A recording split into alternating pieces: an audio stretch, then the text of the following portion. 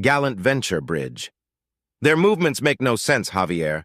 They are playing us for fools and wasting our time, making us chase them before turning away elsewhere, Casimir Caiston complained as he watched the tactical screen before him.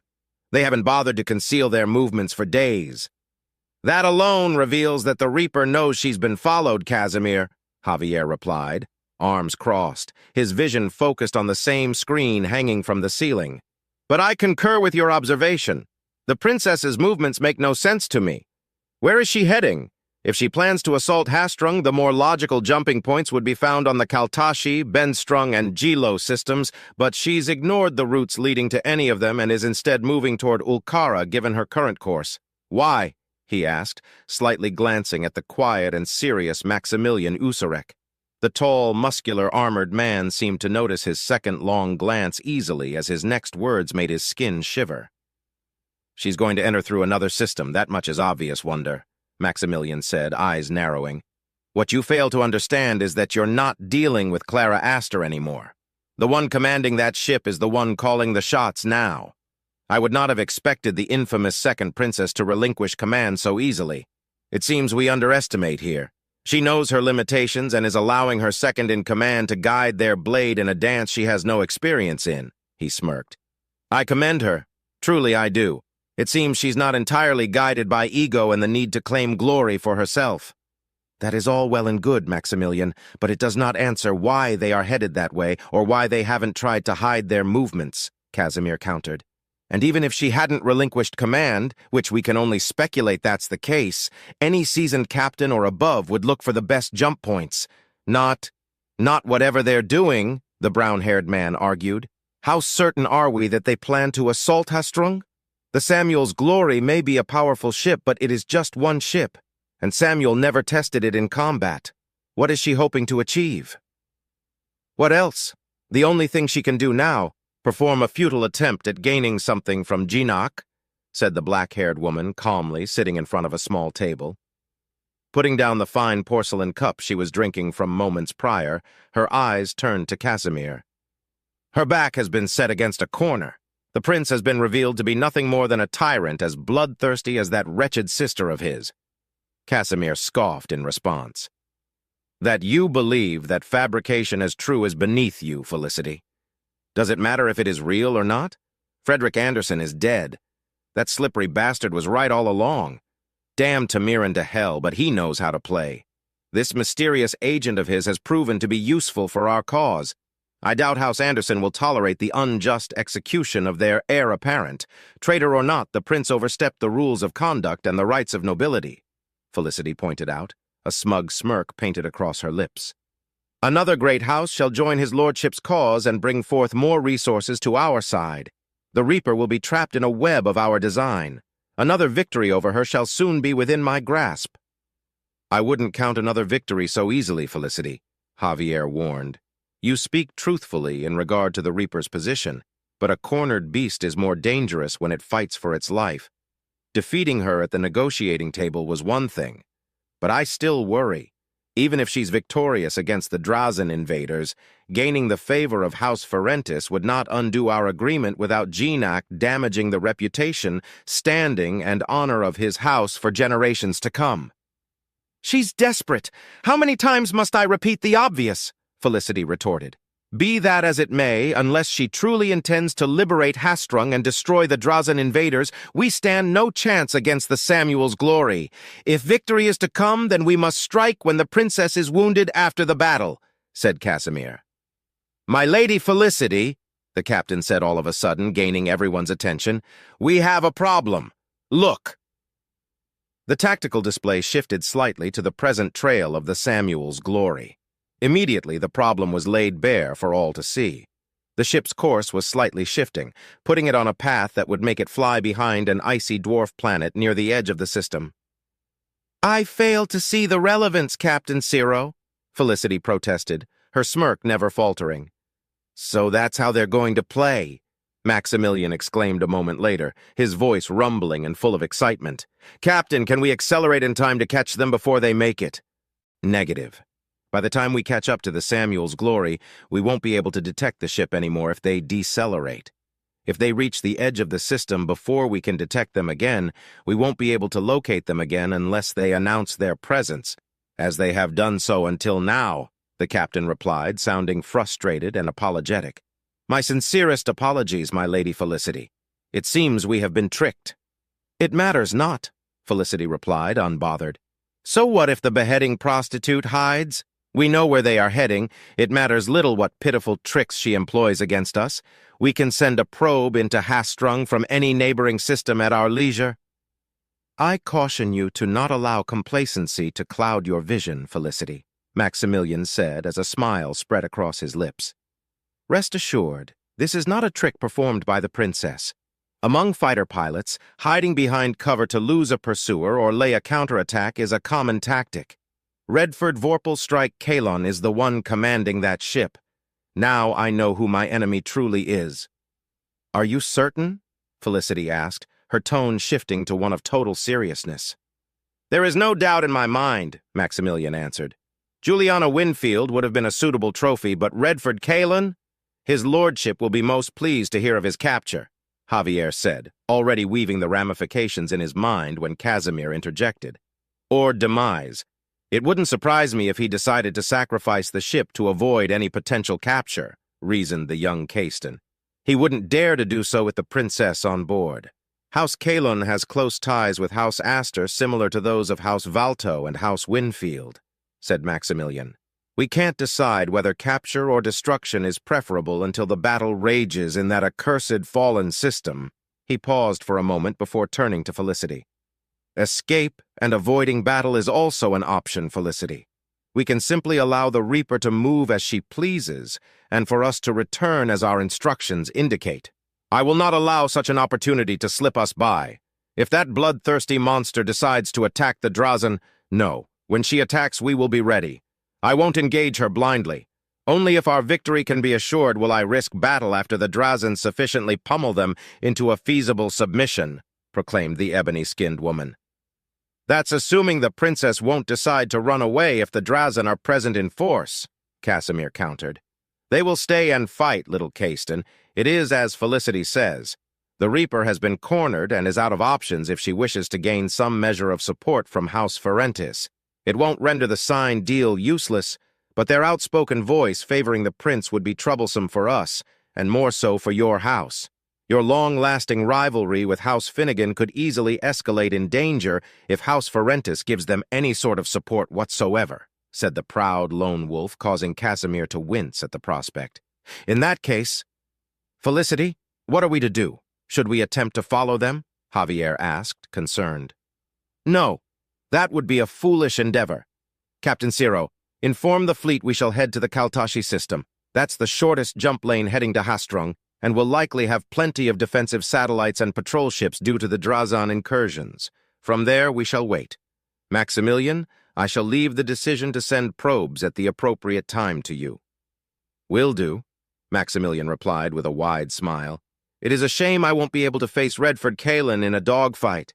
I've always wondered what the Vorpalstrike was truly capable of. There are few gold aces across the Principality, and most of them are lone wolves.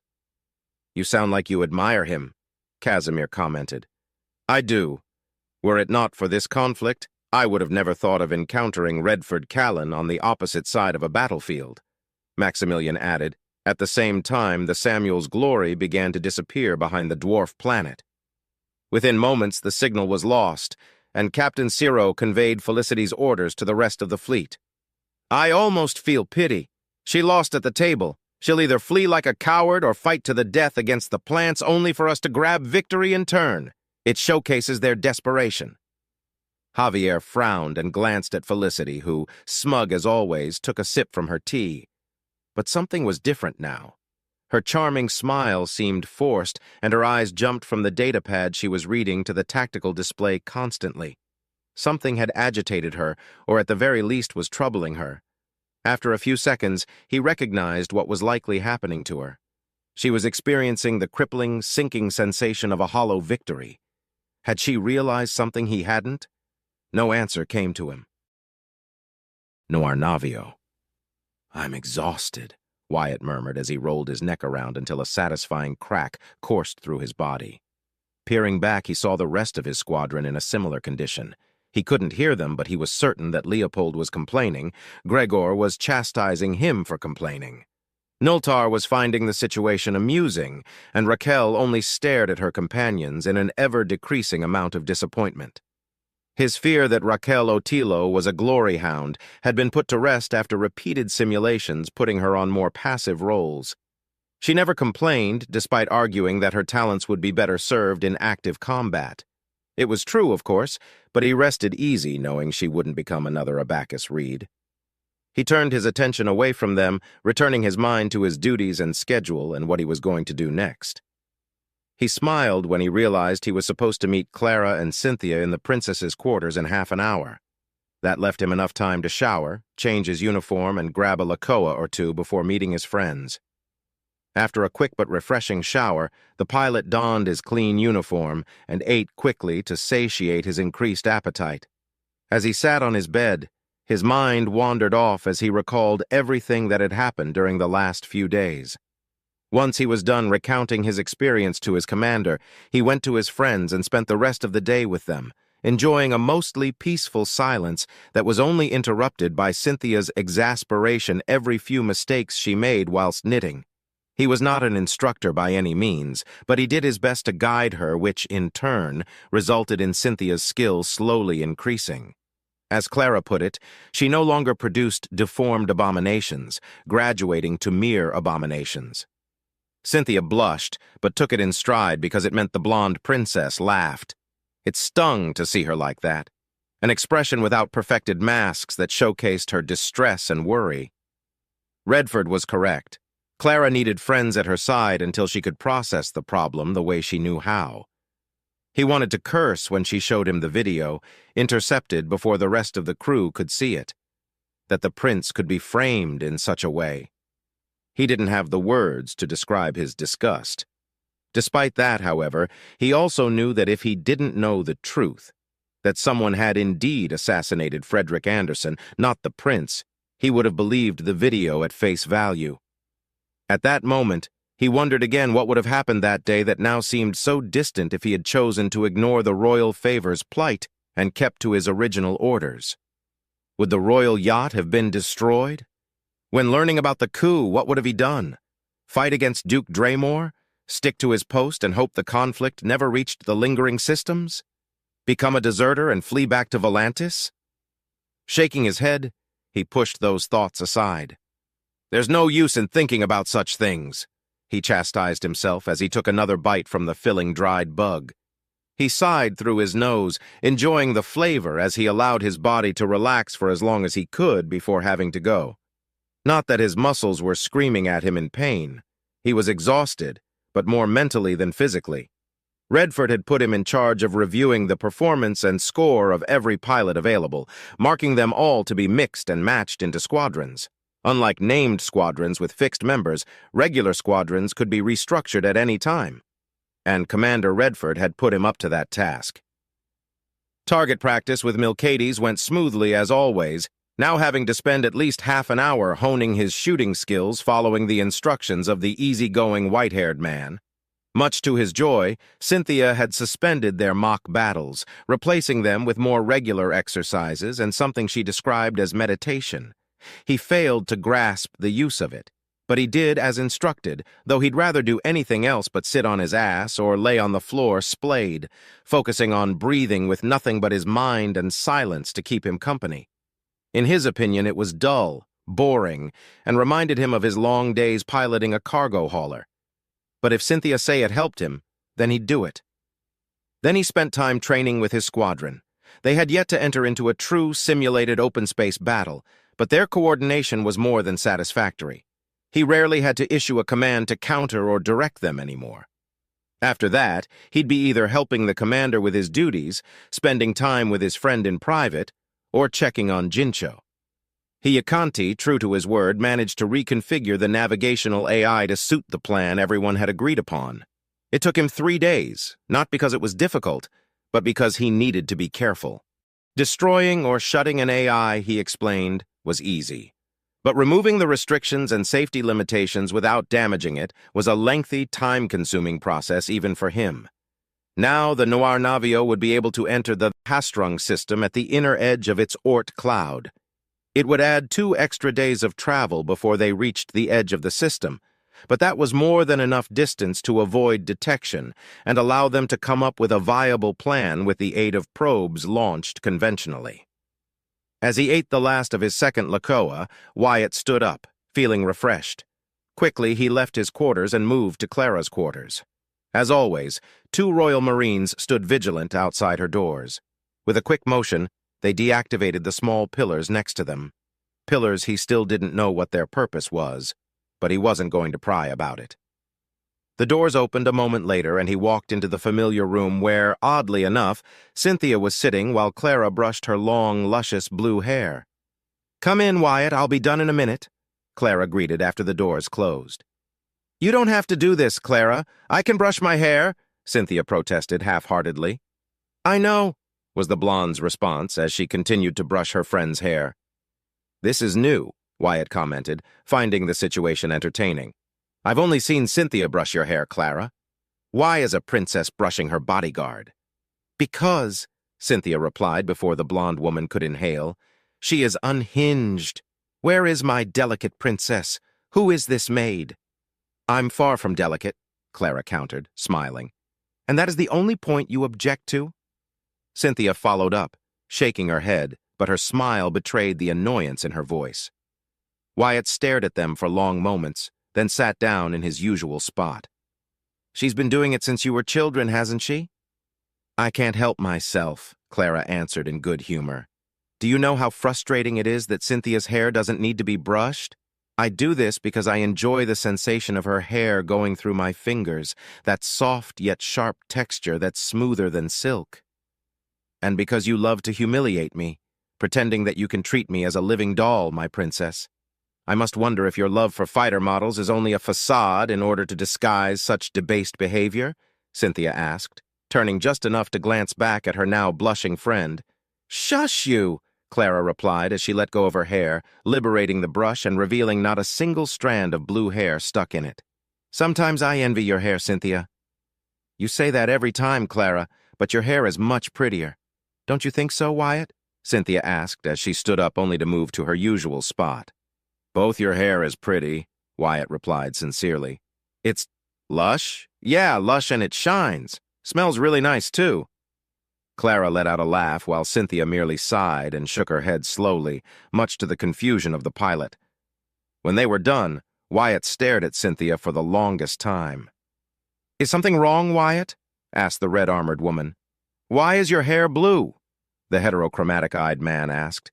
"Is it due to genetic tampering and editing?" "Partially, yes.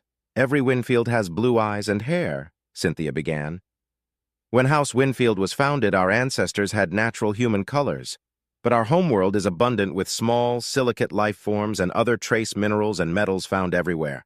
Almost every animal and plant on our homeworld has at least one shade of blue spread across fur, hair, feathers, skin, scales, leaves, and more.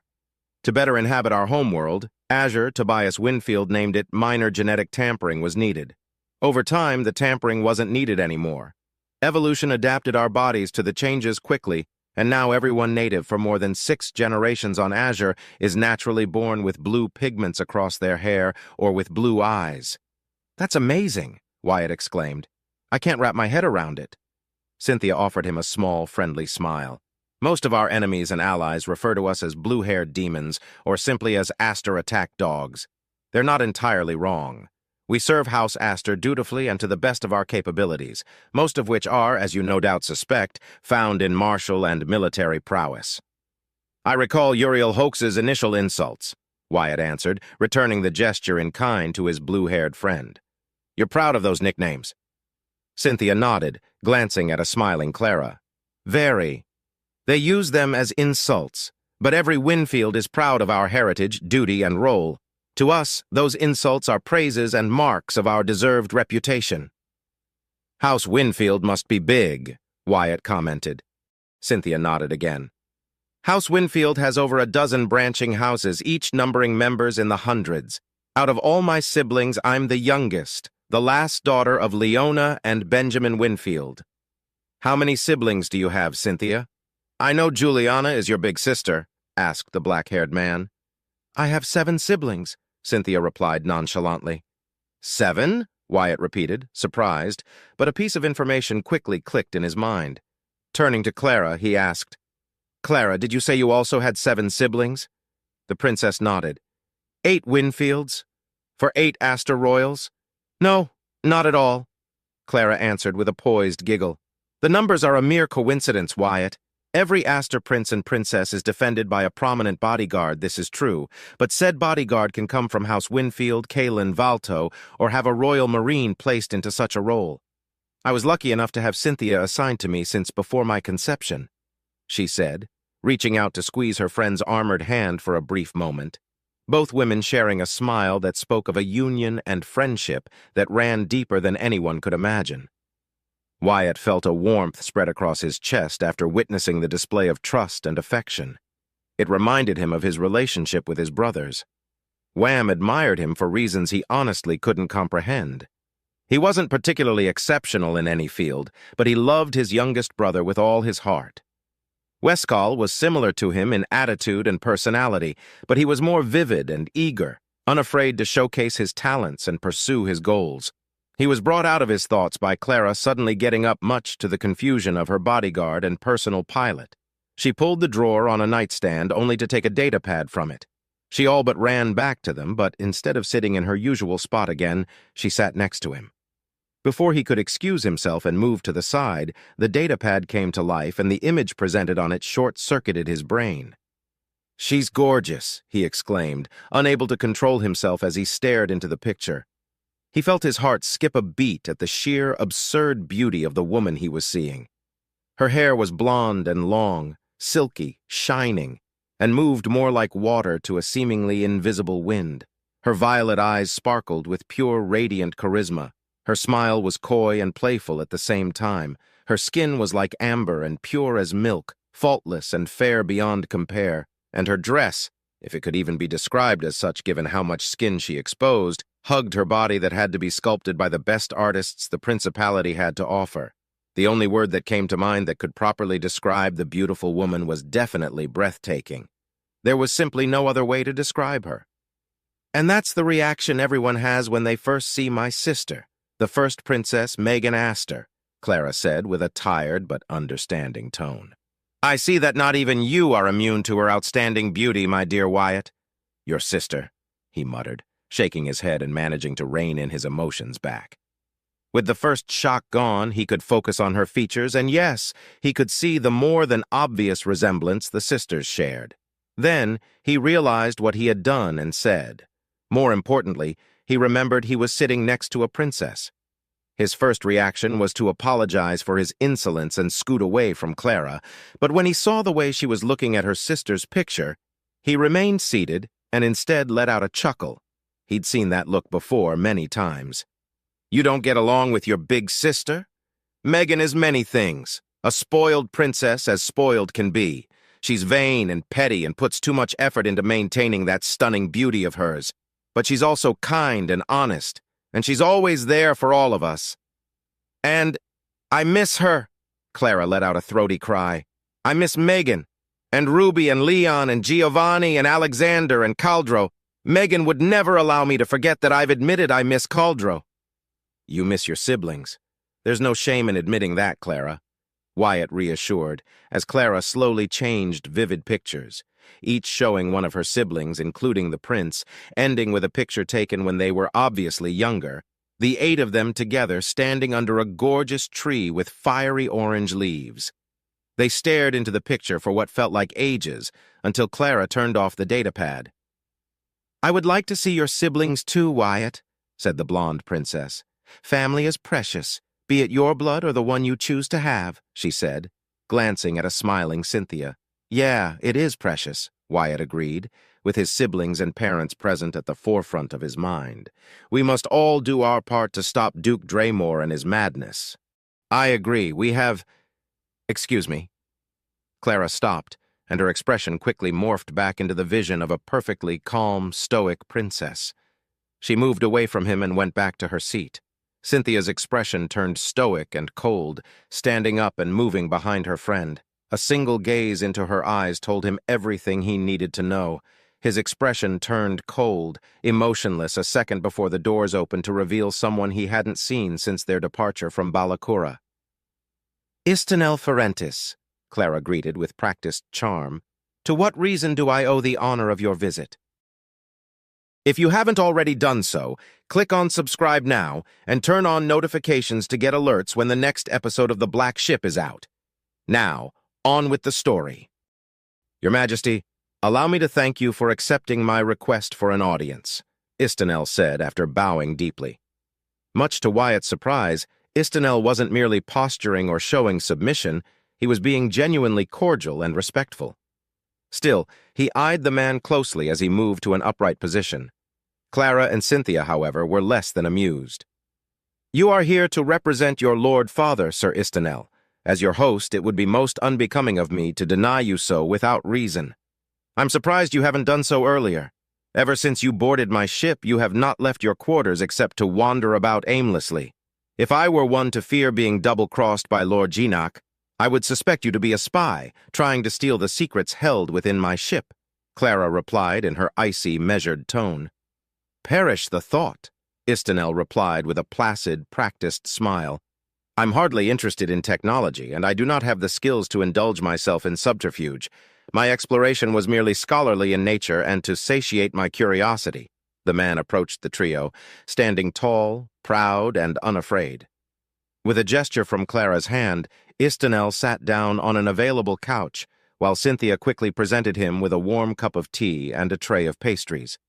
"My thanks, Your Majesty. You are by far much more amicable than I feared, and, do forgive me for saying this, much more open-minded than I expected.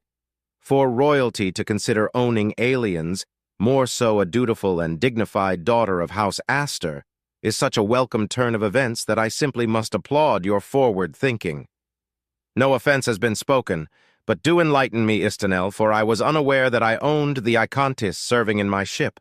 A contract was offered and signed."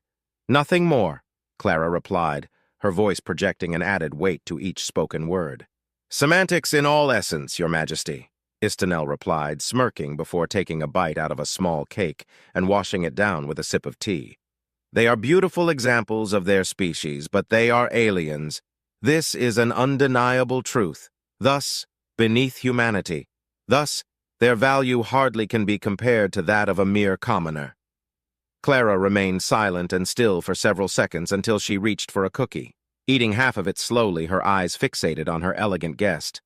"Our opinions differ, but you aren't entirely incorrect. They are useful on this, I agree, but this by no means that I own them. Then let not our contrary opinions dictate disharmony between us," Istanel was quick to reply. "That said, my praise remains. Unlike many others, we both see the value and worth aliens bring to humanity. We, you and I specifically, wouldn't be here if the humanity from old Earth hadn't seen such potential and wonder to explore the cosmos, to further humanity beyond limitations and expand our seeds across the stars. Not all aliens are worthwhile, but there are those that we can learn from aplenty." "You are rather forward, Istanel, and you speak much without saying anything," Clara replied, sipping from her cup. "One must be cautious when approaching such subjects, Your Majesty. Truly, I've been wounded by your actions, my princess. I have not been invited to join a single reunion with your chosen senior staff in regard to the strategies planned to retake Hastrung and deal with the invaders," Istanel replied. "I was not aware that you were a tactical advisor or a strategist, Istanel, but even if you were, I would not have extended an invitation. You are here as an observer, so your Lord Father may be satisfied with the deal struck.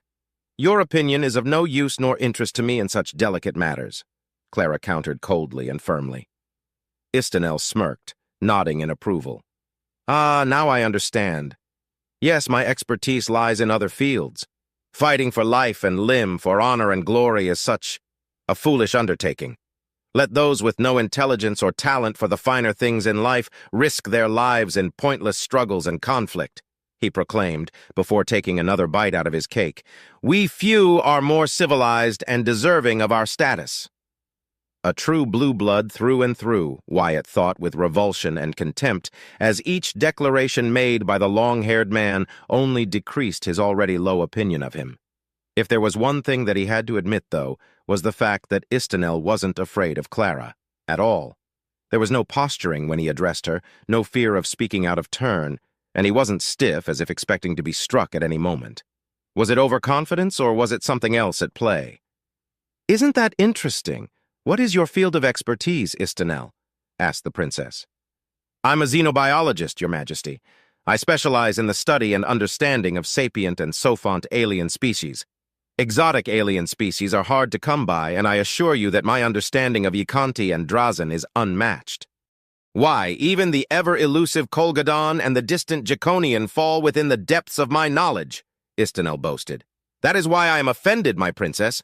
I may not be able to provide strategic ideas or plans of attack, but my knowledge regarding the Drazen is unmatched. Fascinating organisms, all things considered. Truly magnificent." "Fascinating?" Wyatt spoke as a fire erupted inside his belly, eyes narrowing as he pierced Istinel with his glare. "Magnificent! The Drazen are monsters, every single one of them. What could be so fascinating about them?"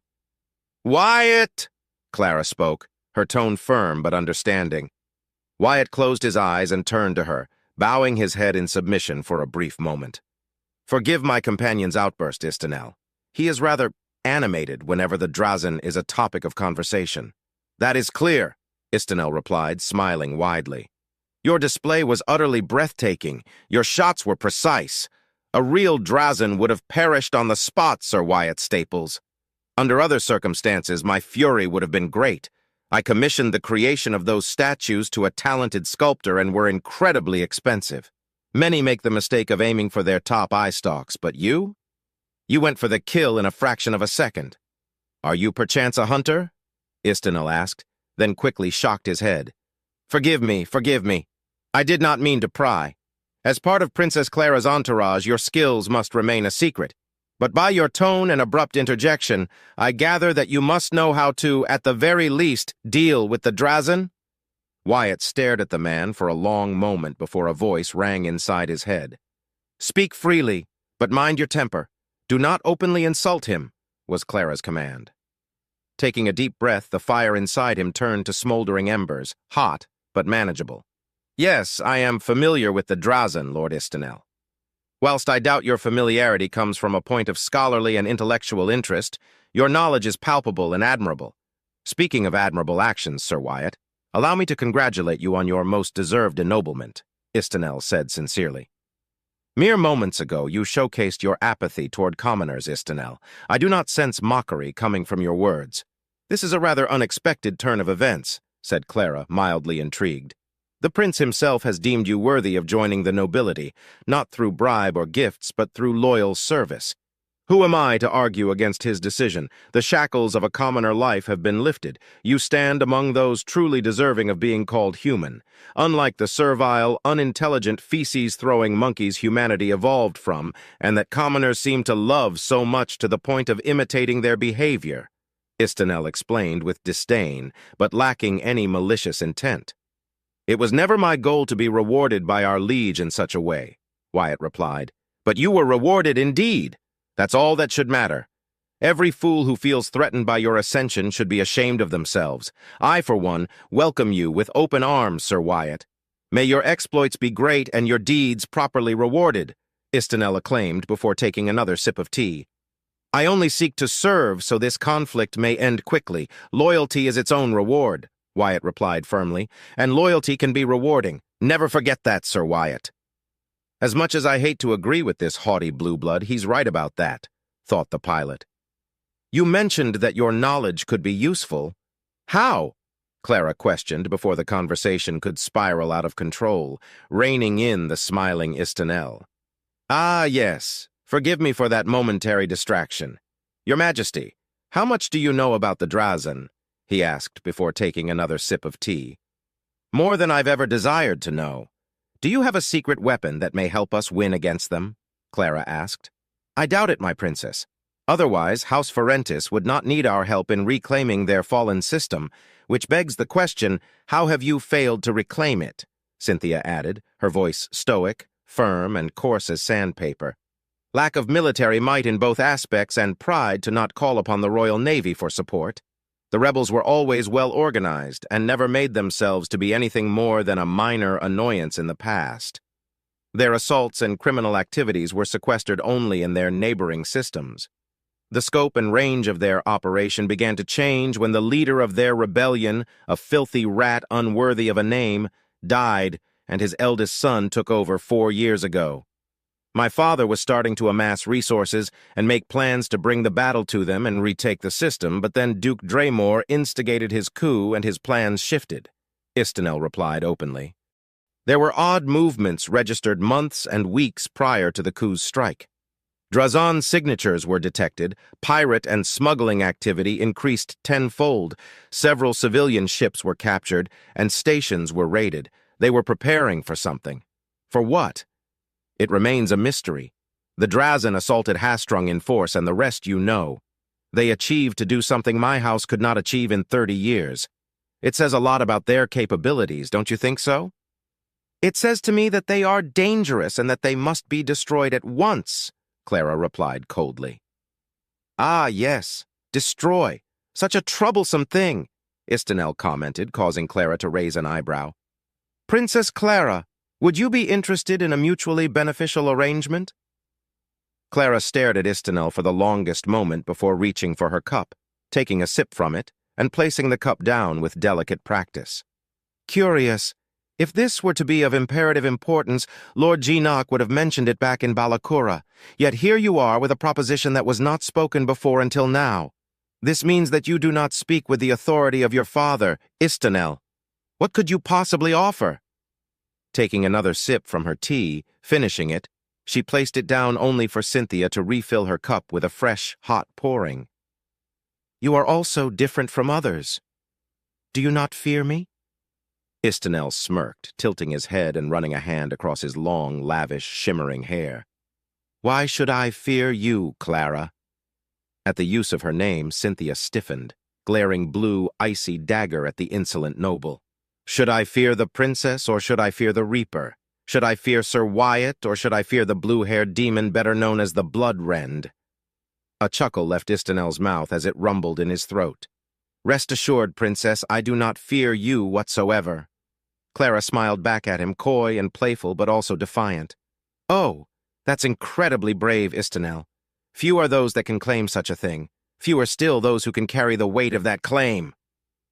Istinel leaned back in his seat.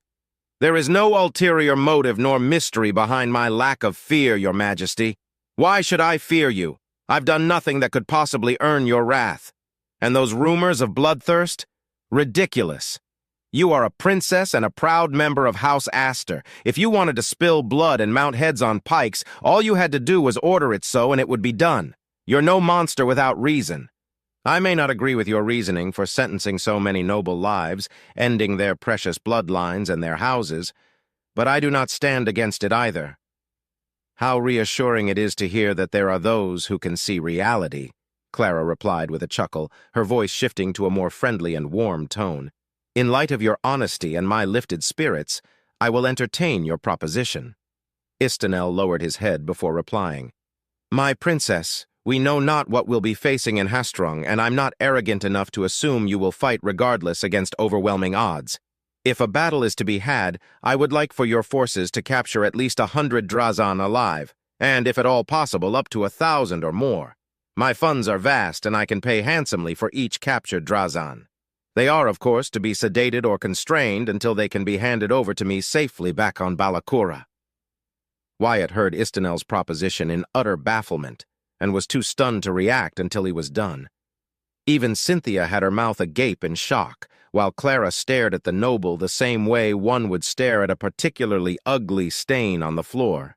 He wanted to shout at the man for such an idiotic and beyond stupid proposition, but Clara's order was present in his mind, and he just barely managed to contain the urge to go and help Istinel eat his food on account of taking a few of his teeth. Luckily for him, Clara regained her composure soon after. Are you testing me, Istinel, or is this merely a joke? I assure you, princess, it is neither. I wish to acquire living specimens for my studies and personal uses, Istanel answered. You see, the Drazan are incredible life forms. Even with my resources at hand, getting a hold of living Drazan is almost impossible. They don't sell their kind out for anything, as they are communal and fiercely protective of one another. The collective is far away, and entering their territory is a death sentence. The raiders are the only viable source of gathering information, fresh samples, and subjects to conduct studies and experiments upon. Capturing them, however, is a different story. Why would you want to willingly invite those monsters into your homeworld? Wyatt asked with a heavy tone. Invite? Hardly.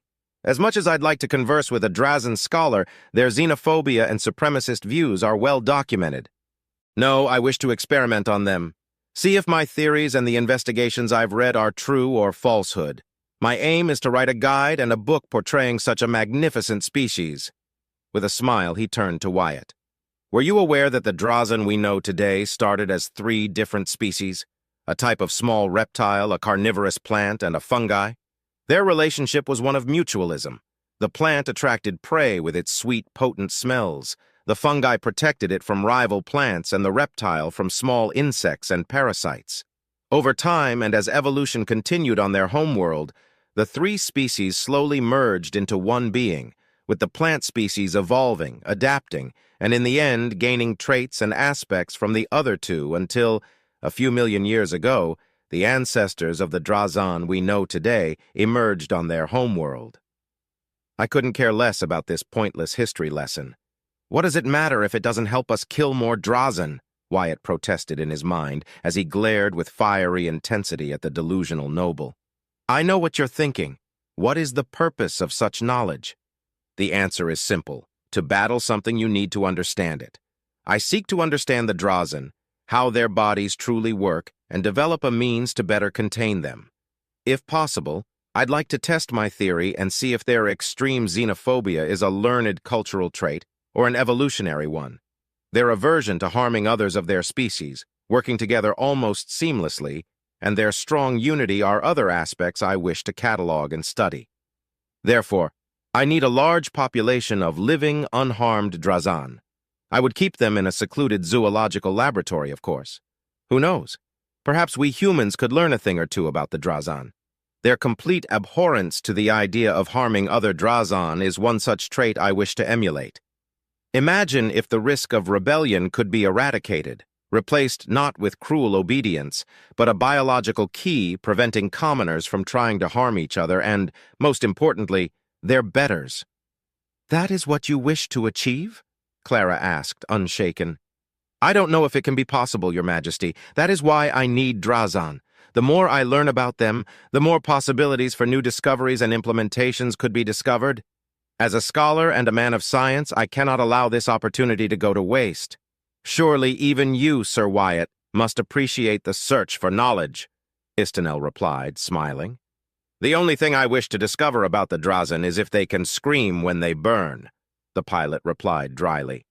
Incidentally, yes, they do scream if they are burned. Unsurprisingly, they do not like fire, yet need it as much as we do in a technological aspect.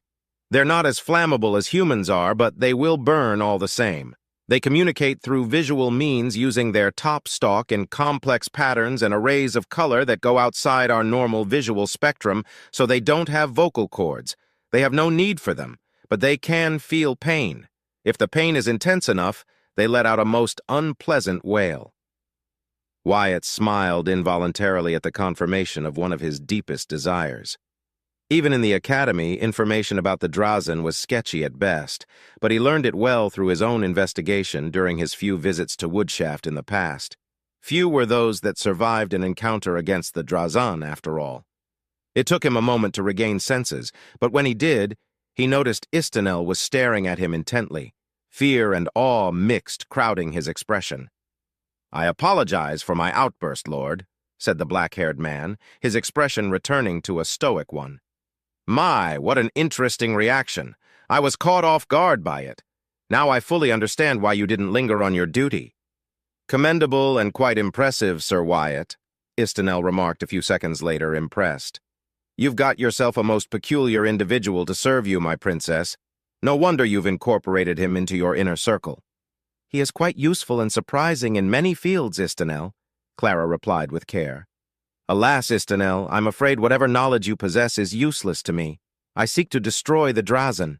No boarding actions have been planned. We simply do not have the numbers to carry such an operation without great risk. Istanel nodded. I understand, Your Majesty. However, things change in the heat of battle. Why, we don't even have solid information regarding the enemy. But what I can tell you freely is that the Drazen, no matter how strong their raiding fleets were, couldn't have gone unscathed against the rebels infesting Hastrung. Their defenses were formidable, with numerous defensive satellites, outposts, and according to the intelligence reports, 4 heavily armed stations and dozens of refitted ships. I was aware. Your father shared such information before our departure, Clara replied. Then it seems my bargaining power has been spent. A shame. Alas, do keep my proposal in mind, Princess. If the situation is to shift and the possibility of capture opens, you have a lucrative option at your disposal, not to mention my personal favor. I may not be an heir apparent, but my support can be incredibly useful in these tumultuous times. Finishing his tea, he stood up, bowed politely, and turned to leave. Thank you for granting me such a lovely audience, my princess. I desire your prompt victory as much as you do. Farewell. With that, Istanel Ferentis left the room without fanfare. Seconds after he was gone, Clara let out a heavy sigh. That was something, she proclaimed before greedily eating 2 cookies and drinking the full cup in a single go. Cynthia? His proposal is sensible. I personally wouldn't give it any further thought, but it may be something to be considered, the bodyguard replied before refilling her friend's empty cup. I doubt he has more credits than any of you have, Wyatt offered his opinion. Cynthia shook her head. Forget any monetary recompense, Wyatt. His support would prove invaluable. He is beloved by Yeshivi, and his influence is heavy. Why else would Geenock allow him to place his horrid sculptures in such an important place? A doted son can be dangerous, but as far as I can tell, he'd be a useful tool. I'm far more surprised that he spoke truthfully the entire time. Not a single lie or attempt at deception left his lips, Clara hummed. It is a strange sensation to not be feared by a member of a powerful house.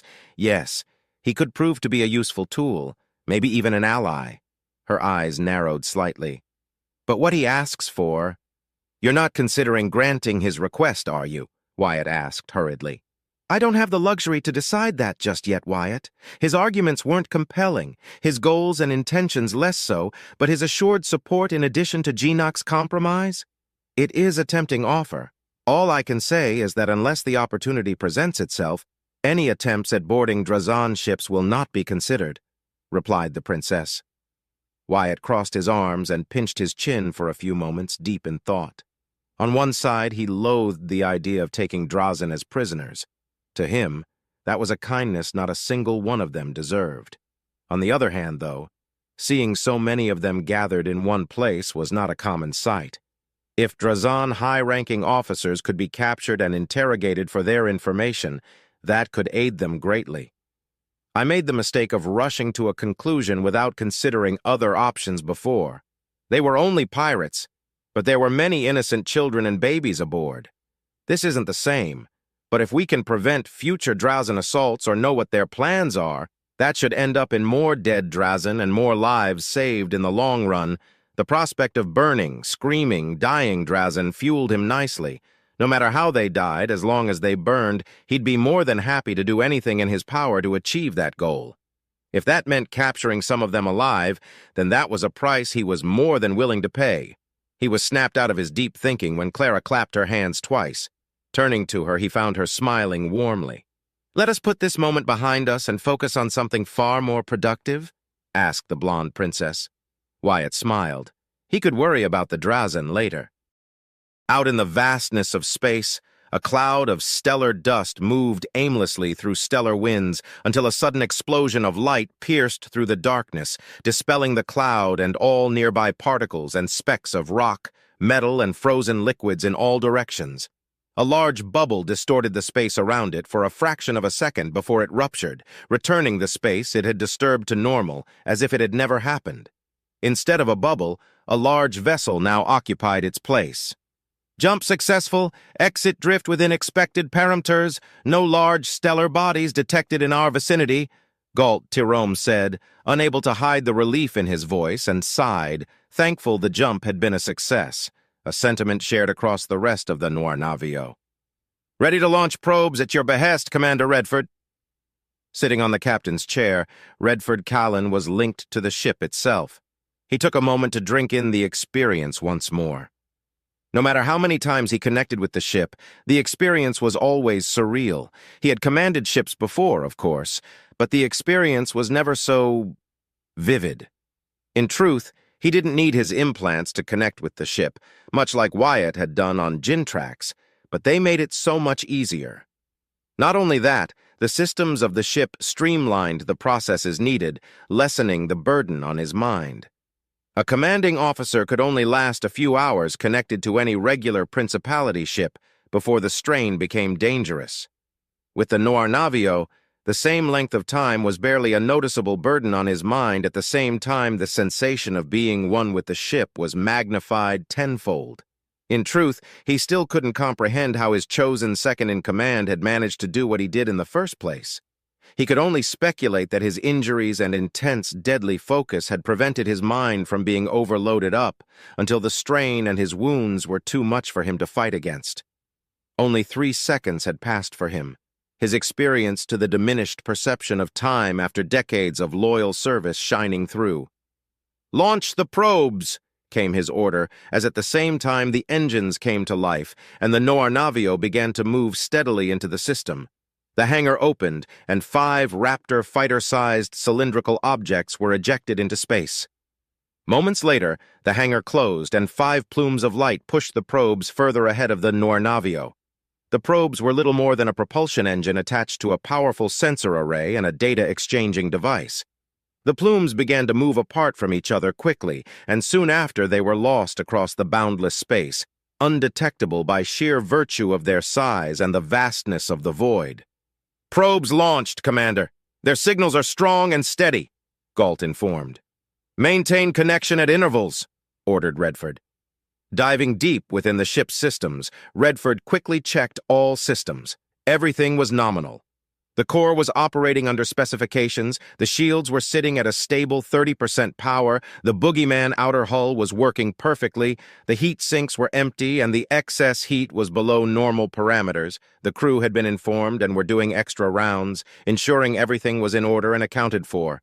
Supplies, body armor, escape pods, weapons, ammunition, for handheld weapons and for the ship's weaponry. Triple-check security stations, and a myriad of other tests and checks that fell upon the duties of his head officers. But the tension was palpable across the entirety of the ship. He couldn't blame any of them for feeling anxious when he was experiencing the same. Fighting against the Drazen was always a tricky business. They never fought unless they believed victory would be theirs, preferring to strike against weak, isolated, or remote zones where aid was unlikely to come soon. Fighting them in a fortified area had never occurred before, as most assaults against the murderous aliens were launched against lonely ships or through successful ambushes. The rules of engagement didn't apply to the Drazen, but several stubborn and arrogant commanding officers insisted on fighting with honor rather than with intelligence. Most of them were dead, their ships and crews lost with them thanks to their poor tactical choices. There was also the issue of the traitors. He had managed to lose them, but that was a double-edged sword that played in their favor too. Clara was certain they were doing more than just following them, a sentiment he shared with the woman he loved as a niece. There were no assurances on what Felicity Centaur would do, but he doubted that she would fight them in the open. His mind was divided between believing the traitors would simply flee now that their mark had eluded them and an attack of opportunity. The Redford from his youth would have believed the first option as the only viable solution. Now, he knew better. Were he in Felicity's position, he'd try to take down a wounded enemy or catch him by surprise. He only hoped that Felicity's actions would not disturb the Drazen too much. For now, he disconnected from the chair and stood up, leaving the navigational AI to follow the course set in motion. There was nothing more to do, only the wait remained. The calm before the storm had arrived with a thunderous clap of silence. Noir Navio, War Room. "What are we seeing, Redford?" Clara asked as she stared at the holographic display of the Hastrung system that the probes provided a little over a day after their initial launch.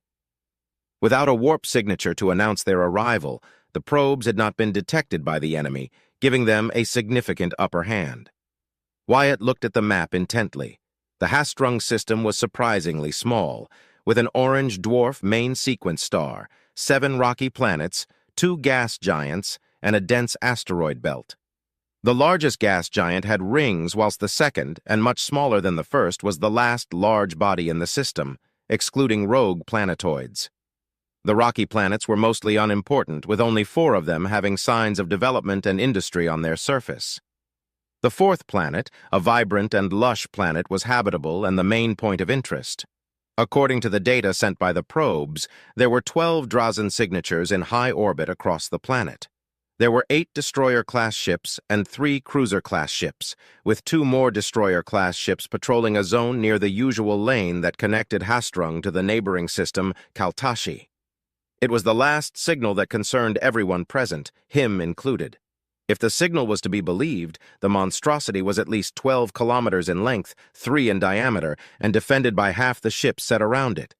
Looking around the room, he found nothing but uncertainty. "That, my princess, is something I've never thought I'd come to see with my own eyes. It's a Drazen cattle ship, a veritable moving station for all intents and purposes," explained Redford with narrowed eyes. "That thing alone can house hundreds of thousands of Drazen, and their cattle." "The shape is familiar," Cynthia mentioned. "It looks like a O'Neill habitat, but smaller." Redford nodded. "You are correct in your assumption, Cynthia. It is the Drazen version of an O'Neill habitat, scaled down to be mobile. If their jammers were active, we wouldn't be able to see it." "Is it armed?" asked Saratan Deshire. "According to the probe's sensors, it is equipped with several PD turrets, anti-asteroid kinetic projectile launchers, and what appears to be hangar bays. The number of fighters and bombers that thing could house, including gunships and maybe even frigate-class ships and drones, is terrifying to consider," Redford answered. "And we're supposed to take it down?" asked Sabraska Kaspars with incredulity. "If we strike blindly, we would be easily destroyed. The cattle ship's defenses are staggering, but it is virtually worthless in the offensive. The Drazen have positioned themselves in a defensive perimeter around the cattle ship and that shipyard," Redford pointed out. "It seems that the rebels and pirates didn't make things easy for the Drazen. 2 of the destroyers are heavily damaged, and the cruiser docked with the shipyard seems to lack shields." He hummed deeply, and with a thought, the map moved closer to the 7th rocky planet and the 1st gas giant. "But something is wrong. The debris fields showcase signs of battle, but aside from 2 Drazen destroyer carcasses, the amount of destruction would suggest the Drazen should have suffered considerably more losses." "You're right, Commander," Galt agreed, crossing his arms. "I've seen similar results before when dealing with pirates. Syndicates and other pirate groups often join forces for an assault.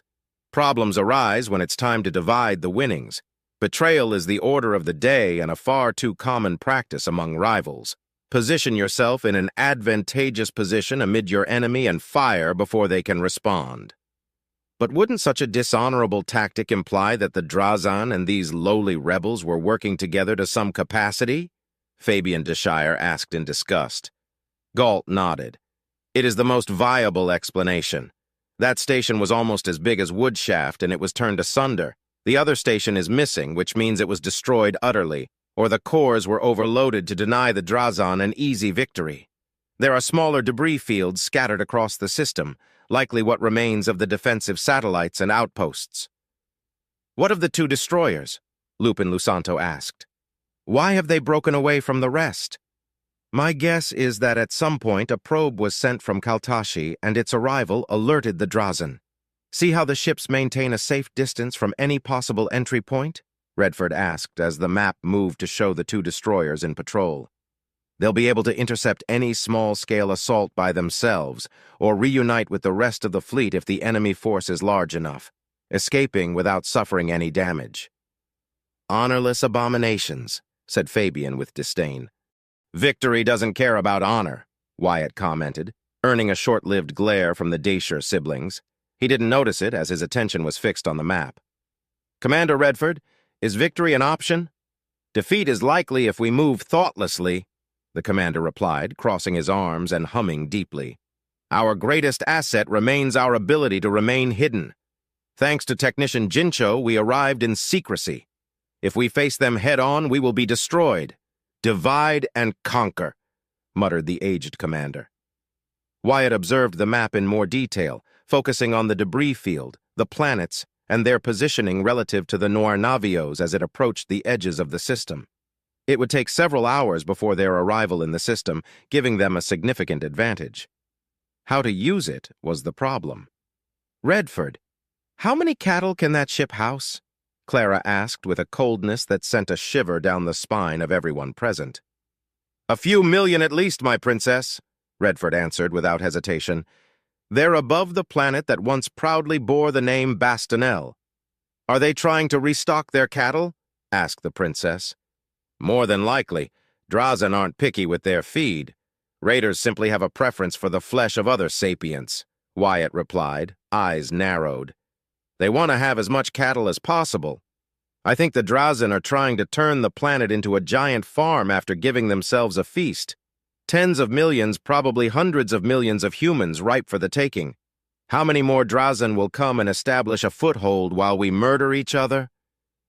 Wyatt is correct. Against such terrible odds, we can't stand down. We must fight and end this nightmare before it begins. Redford, you have my absolute permission to do what is necessary. But do not destroy the cattle ship unless you absolutely can't find a way to disable or cripple it. Do everything in your power to preserve it. The souls aboard that ship must be saved. Understood? Clara commanded with unflinching, profound authority that left no room for discussion. Redford bowed his head. I shall do my best, Your Majesty. Turning to Wyatt, he continued, Wyatt, you will be in charge of our wing. The command of our fighters is yours. Under other circumstances, the weight placed upon his shoulders would have made him tremble with doubt and sick to his stomach at the idea of a lowly commoner leading such a force. But these were not other circumstances. Wyatt saluted and said with undying determination, As you command, sir. Our first course of action is to peel at least one of their ship away from the main force. We either destroy or cripple the vessel before allowing our stealth system to hide us from their sensors. Their scanners and jammers will be troublesome. But if we move and strike against one or two ships at a time, victory can be ours, Redford explained, as the dozens of plans and strategies he'd formed beforehand swirled in his mind now with solid information to pitch them again. Some were discarded, others modified, and new ones took shape as he analyzed his possibilities. There, he muttered after a few moments of contemplation, and the map zoomed to the first gas giant. More specifically to the debris field that once was a large station. More probes 2 and 4 closer to that location. Then trigger an overload, Lusanto. Sir? Lupin asked, confused. Do so. That shall be our first move. The Drazen are bound to send a ship or two to investigate. Wyatt, once we pass the exterior gas giant's orbit, deploy all fighters. You know what to do next, but remember you are in full liberty and command. Do as you must. Wyatt smiled. Understood, Commander. As Redford began to issue other instructions, Wyatt focused on the map and the red dots that marked the Drazen ships. Die, die, die, all of you die, die in a fire, he chanted internally with righteous hatred. There was no turning back now. Wyatt sat quietly in the cockpit as he and the rest of the pilots, both those transferred from the Prince's fleet and those they picked up on Macha, drifted through space at a steady pace. The wing was divided into its 4 wedges, all of them scattered at a reasonable distance to avoid detection due to their combined mass. The Noirnavio was long since lost to their sensors. Only his onboard communicator remained as his sole link to the ship. He had just woken up from a quick 4-hour nap as the rest of his pilots were also starting to wake up and send confirmation that they were active and ready. Commander Redford's initial assault strategy was risky, but everything so far was moving more or less according to what he'd envisioned. Making a quick check, he found that the probes had detonated 3 hours ago, one close to the now derelict station, and the other a few seconds later further out. The Drazen would pick up the explosions and, given their location, act as shuttles or other small craft that met an unfortunate end to the damnable carrion feasters. His focus shifted to his tactical display to find a single destroyer and two previously unseen frigates moving toward the debris field. Commander Redford was right about the cattle ship holding escorts inside it. "I wonder how many more it has," he commented to himself as a final ping echoed in his cockpit. Now that all of his pilots were awake, he opened a link between the wedge leaders. "This is Composter 1, all systems nominal. This is Alpha 1, sir. My wedge is ready. Beta 1 reporting in, no issues detected. Gamma 1 here, Composter 1, eager and ready to fight." Nodding once, Wyatt looked down at himself and a smile crept in. At Cynthia's insistence, he had opted to integrate his heraldic shield on his chest. It wasn't a matter of honor, but rather a personal reminder of what he was fighting for and against. His smile faded a second later, wanting to focus on the task at hand. Opening a link to every fighter, he continued, "Everyone, this is Lieutenant Wyatt Staples. You know what we're facing, so I'll keep this short. I don't want heroics or unnecessary sacrifices being made. We have our orders and we will follow them. Leave any glory-seeking for another day." Or in other words, for the blue bloods among us, don't act like selfish, entitled, arrogant idiots and maybe you'll live another day, he said, and continued in his mind with a much more colorful language. A series of acknowledgments followed from squadron and wedge leaders a second later. Killing the link, he reviewed his fighter again just to kill some time. Thanks to Jincho, he had more coilgun ammunition than any other fighter. His systems felt smoother to control, and with the added speed and the marked improvement to the dampeners, if he'd pull the same trick at Jintrax, he'd still be wounded, but nowhere near as bad as that time. He had no plans on doing it unless he had no other option. Content, and still several minutes away from their first destination, he leaned back on his seat, breathing in the stale oxygen with a sense of satisfaction. So much had changed in his life that was completely outside his control, but at that moment, despite the coming battle, he felt at ease. "It feels so good to be inside a cockpit again. I don't have to worry about political games or fearing I'll insult someone I shouldn't. It's just me, space, and flying in its vastness," he said in a soft, low tone. Closing his eyes for a moment, the faces of his family flashed before his eyes and his left hand caressed the stag proudly emblazoned on his chest. Want it or not, after the Duke was defeated, his family would be plunged into the life of nobility, for he damn sure wasn't to leave them behind even if they told him to. Would they adapt to such a life? Would they even stay on Volantis, or would they have to move to another system for him to serve Clara better? He chuckled, shaking his head. "Here I am, worrying about things that are yet to happen and that no one guarantees me they will," he murmured. "Being around so many nobles is starting to affect me." Chuckling at his half-joke, he opened his eyes when he received a message directly from Redford. "Wyatt, be ready. Drazan ships are approaching. We'll engage them as soon as they reach the kill zone. I want your wing in and out as quickly as possible before Operation Weedwhacker arrives." Wyatt suppressed a chuckle. Clara's odd sense of humor was, well, odd, but he welcomed it. "Understood, Commander.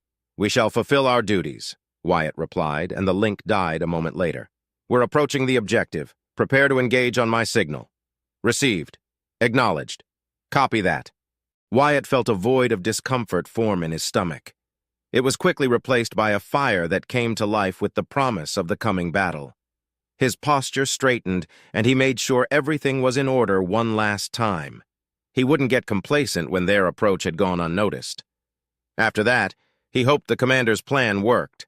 If not, he and his pilots would need to act fast to avoid total obliteration. "Commander Redford, may I ask you a question?" Wyatt asked, breaking the silence that had fallen between himself and himself. Redford Kalen spared a glance before his attention returned to the screen displaying what it looked to be yet another disastrous simulation. "You may," he answered, before the Drazan fleet conveyed around the cattle ship, and the Noir Navio was forced to retreat after suffering minor damage, but having lost nearly all of her fighters. As he feared, a seek-and-destroy approach, while deadly, wouldn't work to their advantage for long against the Drazan forces, which, he had to remind himself, were based on what available information they had and assumptions regarding their readiness and strength. Quick tactical battle simulations were useful, but only a fool would rely on their result to be absolute truth. Another simulation began. The same tactic, with different vectors of approach. He very much doubted the result would be different. Ever since my talk with Jincho, a question refuses to leave my mind. Commander, if FTL jumps can indeed be so versatile, why doesn't the Royal Navy use such a tactic? Wyatt asked, tentatively. Not one lesson in the academy ever touched the subject, and I never thought it could be possible. I always believed that the lanes between systems were the only real jumping points. It is something only high-ranking officers and nobles are allowed to know? If so, I apologize for my intrusion. Redford looked away from the screen, not bothering to watch the result he knew was going to deliver. His eyes rested on the younger man who had delivered an unexpected salvation all those months ago for several seconds before answering. I was aware of the fact that any point outside the gravitic influence of large stellar bodies could be used to jump away and into a system. Remember our first encounter? We didn't arrive through a traditional lane, as I recall, and we left shortly after. Granted, you were only following my lead. Wyatt's eyes widened with realization. You're right, Commander. I hardly took note of it at that time. We were close enough to a jump lane that I didn't think any of it. Our meeting was chaotic, Redford agreed. This simultaneously responds and evades your question, Wyatt. Yes, there are certain military secrets that fall within my knowledge and privilege to know. I'm afraid, however, that Jincho has slumped me quite thoroughly. I wasn't aware that such a thing was possible to achieve. Historical records speak of missed jumps and catastrophic accidents, but to intentionally make such jumps outside safe points, such absurdity would be laughed at, mocked and ridiculed endlessly by every scientific institution across the Principality. Wyatt was puzzled and confused, trying and failing to form a coherent sentence for several seconds until he found his voice again. Commander, I don't know what to say. Redford smiled longingly and saw his oldest son in Wyatt's expression for a second.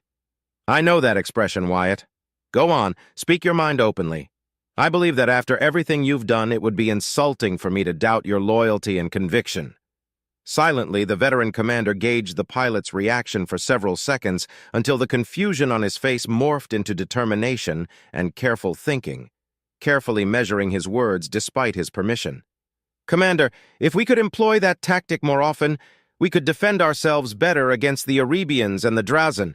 We could strike against pirate dens and other fallen systems far more easily. As much as I don't like it, strike groups could even plunder hierarchy trade lanes with more success, he frowned.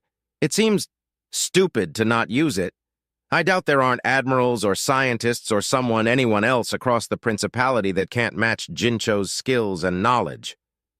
If there are those with such information at their disposal, I know not who they are. But I'm afraid the answer is far simpler and tragic than mere ignorance, Redford replied, glaring at the screen for a moment before stopping the running simulations altogether. It is no secret that the Astorian Principality is considered a backwater for all of our honor, glory, splendor, riches, and technological advancement. His expression darkened for a moment as memories flooded his mind before taking a deep breath to calm himself. We're the second weakest human nation that is part of the Pax Humanitas, Wyatt. The sole reason we have not been overrun by the Drazen, conquered by the hierarchy, or absorbed into the Commonwealth is because of the Pax. The Principality is weak, Wyatt Staples, said the commander, uttering the words his old friend said so many years ago in brighter days. To his surprise, the lieutenant didn't flinch or gasp, aghast at his confession. Instead, he nodded sympathetically. A chuckle rumbled in his throat. Loyal, yet not blinded to the realities of the world around you. It is a shame you were born a commoner, Wyatt, with proper education and guidance from a young age. He shook his head. No, it is life that molds us. There's a high chance that you would have been just another petulant, self-absorbed, glory-seeking fool had you been born a noble. On that, Commander, I agree with you completely, Wyatt replied, offering a sincere smile. I know the Principality is far from the greatest human nation, but it is my home and I am loyal to the Prince. Little else matters. The Principality has survived for millennia. Surely it must be doing something right, he said with uncertainty. If only things were as simple as that. Redford replied defeatedly. The Principality has become stagnant, Set in its ways, Wyatt. We honor tradition, value petty things, put too much importance on status, and most glorify their position in life given not by merit, but by chance. The Royal Navy, for example, has not updated its doctrines for over 800 years. 800 years of dust collected on a book that everyone can read and predict. Do not misunderstand me. Solid, functioning doctrines are set in stone for a reason, but we are hardly flexible. There is no innovation, no imagination. His gaze locked with Wyatt. And you have plenty of both, Wyatt. Fortunately, I, too, am an avid learner. Commander? Wyatt questioned, put on the defensive by the older man's praise. Redford smirked. In case you've forgotten, Wyatt, I'm the commander of the fighter division. I'm a pilot. Let's be creative, shall we? Noir Navio, bridge. Commander Redford Kalin smiled internally as he recalled the last conversation he had with Wyatt sometime before his departure. It was amusing to him that, were his father present, he'd reprimand him from even considering not following the established strategies that any honorable commanding officer should follow to the letter. He loved his father, but he had always been stubborn and honor-bound to his ego. With frustration, he could imagine George Lintar and his father forming a fast friendship over shared values. Yet there he was, commanding a stealth ship, ready to strike an unhonorable blow against his enemies. For once, in a long, long time, he didn't care about anything else but carrying out his battle plans and, perhaps more crucially, adapt to the often unpredictable flow of battle. He was too old and too experienced to believe his strategy would go flawlessly, but as long as the opening assault worked, there was a chance for victory. Commander, Drazen ships are approaching the designated zone. The frigates have launched search drones to investigate the debris field and the derelict station. Stealth systems are engaged and cyber warfare is ready to deploy comm scramblers. Railguns are at half charge, missile pods are loaded and ready to execute fast reloading procedures, our heavy laser turrets are undocked. Uncharged, plasma cannons and the pulse beam remain inactive, and the torpedo tubes are loaded. Galt Tirome informed, his voice solid, showcasing his experience and discipline. Understood, Redford replied, gripping the armrests tightly, his senses divided between his body and the entire ship at the same time. He didn't need to command anyone to adjust direction or focus to any of the many external cameras. He just needed to think it for his command to be issued and for the ship to reply accordingly with careful guidance from the AIs, his bridge officers, and the other decks and wings. Such a command was issued, and he could feel the entire ship shudder for a millisecond. Attention to all personnel! Attention to all personnel! Hear this! Hear this! Man your battle stations! Man your battle stations! Engagement imminent! A synthetic, emotionless voice chanted throughout the ship as all personnel moved to their designated areas. Update on Operation Weed Whacker, ordered Redford while watching the Drazen destroyer, that claw-shaped ugly thing approaching steadily.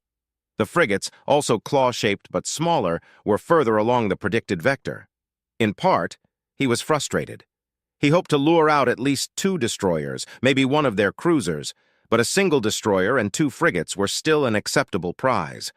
The railguns adjusted their angle to his demand with deadly precision as the familiar itch of battle set in his mind.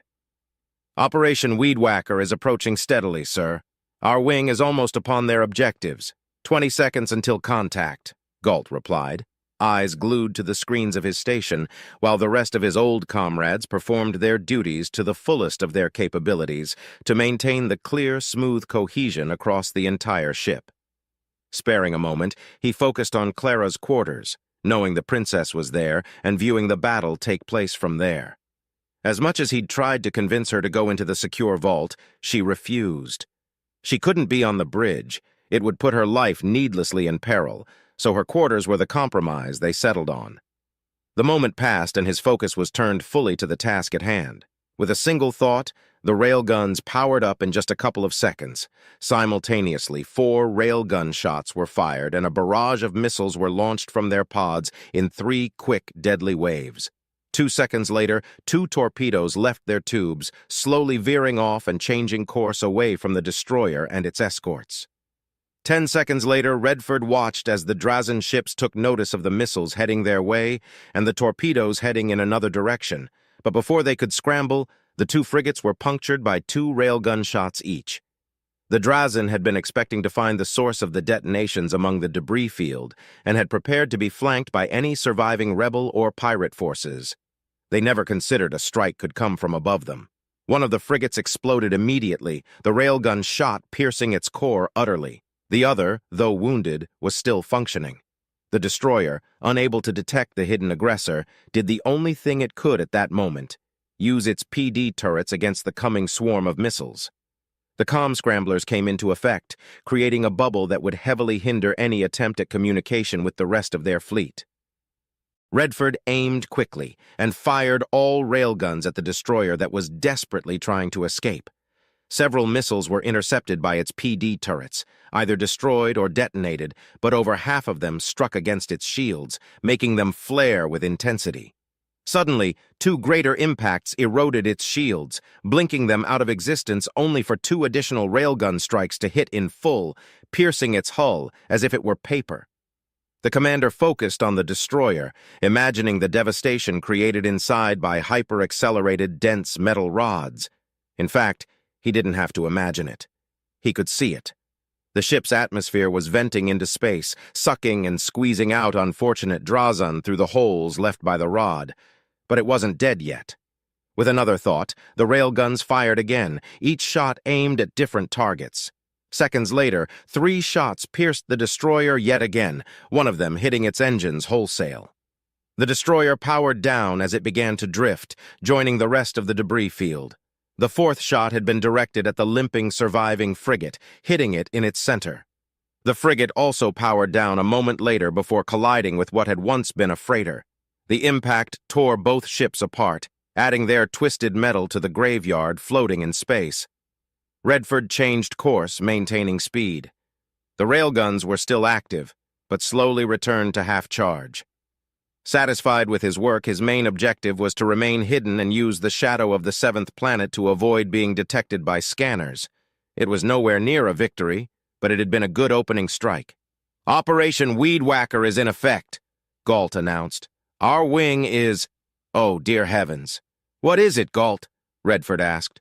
"Commander, the fighters carried out their orders and confirmed success, but they are now being pursued by over 400 Drazen fighters and 4 frigates. The cattle ship had them deployed before." "Curses!" Galt shouted angrily. "Jammers! The Drazen have deployed their jammers. I lost contact with Composter Wing, Commander." "It is nothing we didn't expect. We'll approach quickly but silently. They don't know what enemy they're facing yet," said Redford. "But our pilots, sir?" Galt questioned. "We didn't expect such a rapid response from the Drazen." "We can't do anything for them now. We proceed as planned. We'll link up with them near the 5th planet," Redford said, earning a nod from Galt. Silently, he hoped Wyatt would surprise him to some capacity. Simultaneously, he was erasing his strategy from his mind. With those jammers in place, Operation Weed Whacker's results would be unknown to him. He hoped the operation had achieved a measure of success. Moments earlier. "Everyone ready! 20 seconds until contact! Operation Weed Whacker is right behind us. Remember, we go in, hit these bastards hard, and go out!"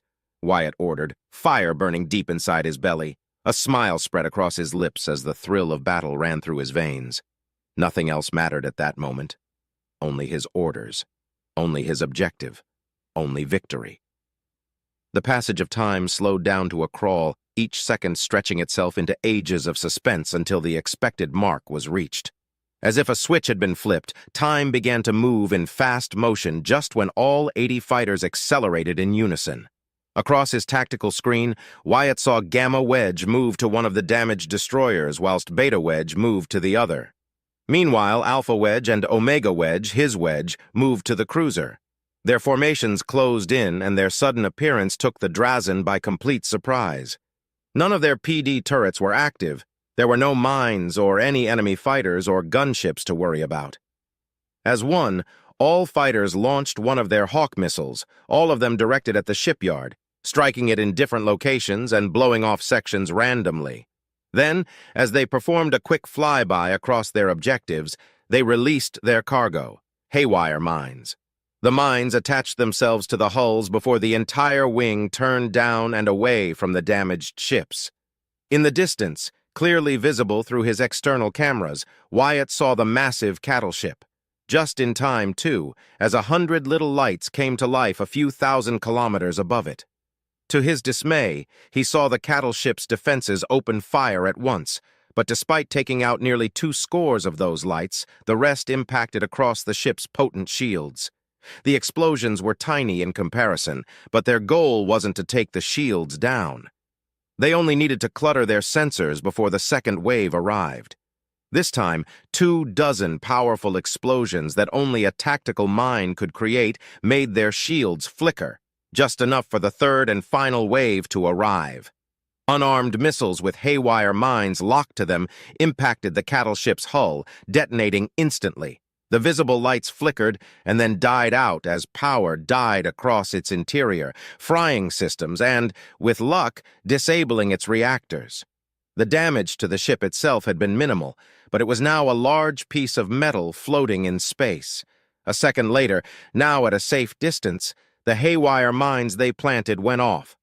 The cruiser and one of the destroyers suffered the same fate as the cattle ship, but the other destroyer had been so heavily mauled that, instead of crippling it, several explosions could be detected and seen before it tore itself up into dozens of lifeless fragments.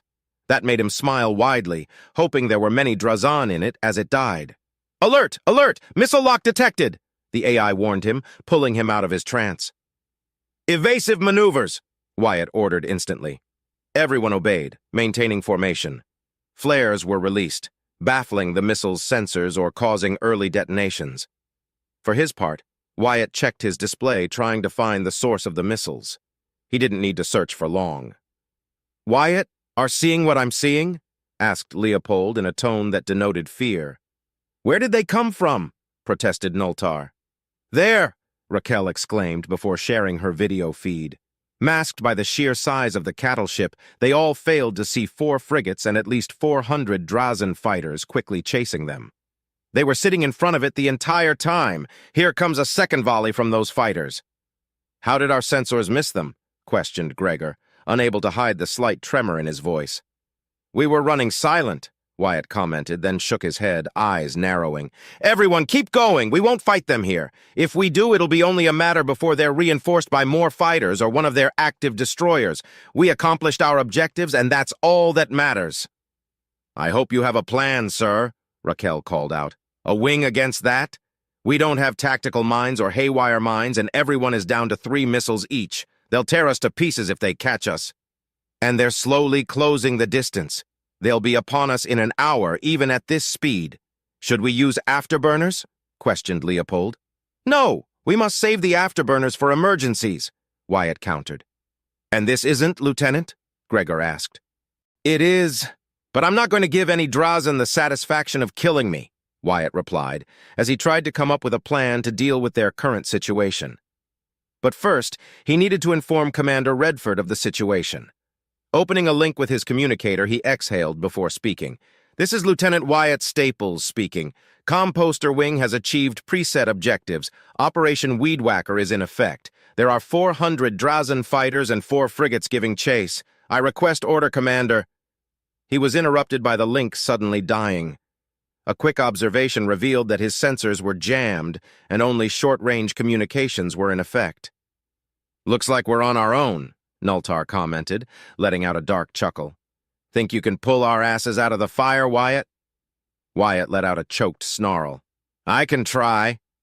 Looking at his tactical display and taking into account their numbers, weapons, ammunition, and their position, only the fact that, cut from the chain of command and with the authority Redford had bestowed upon him, resonated within his mind. His frustration gave way to a sinister sensation he couldn't describe, but it was familiar. "I'll do as I must,"